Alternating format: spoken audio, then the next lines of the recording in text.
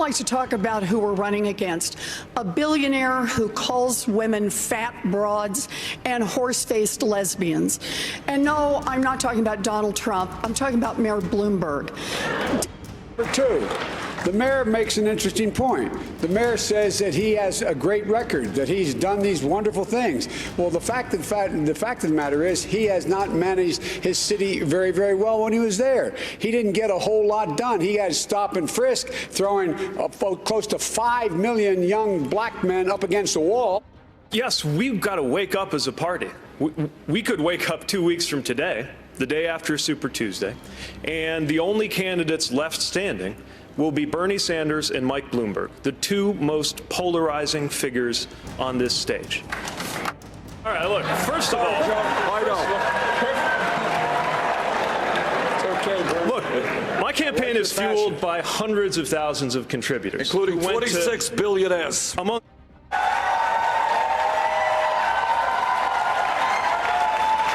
we have a very few non-disclosure agreements. How many is Let me that? finish. How many is that? None of them accuse me of doing anything other than maybe they didn't like the joke I told.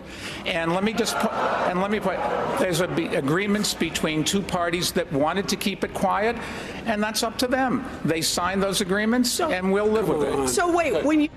You're on the committee that oversees border security. You're on the committee that does trade. You're literally in part of the committee that's overseeing these things. And we're not able to speak to literally the first thing about the politics of the country to ourselves. Are you trying to say that I'm dumb, or are you mocking me here, Pete?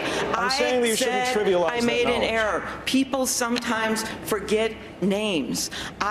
And I will say, when you tried in Indiana, Pete, to run, what happened to you? You lost by over 20 points to someone who later lost to my friend Joe Donnelly. So don't tell me about experience. What in the Senate in Washington, let's talk about it. Let's talk about a major policy. Next question is Hello.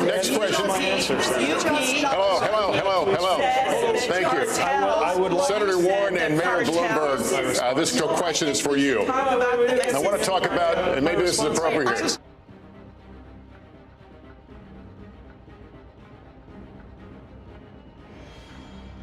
Policy. And I want to say one thing about Mayor Pete, where we just disagree. He was asked on a debate stage about the Mexican cartels. I think the most recent example of your inexperience in national security and foreign policy came from your recent careless statement about how you as president would be willing to send our troops to Mexico to fight the cartels.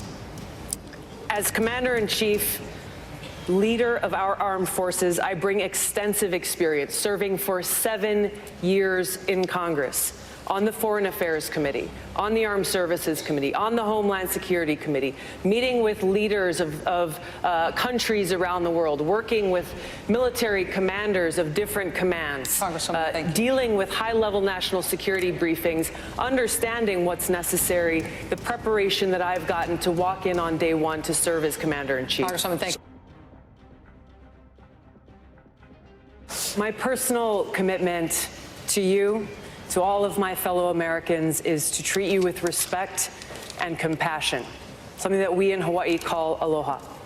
Every single person deserves to be treated with respect, regardless of race, religion, or gender, or even your politics.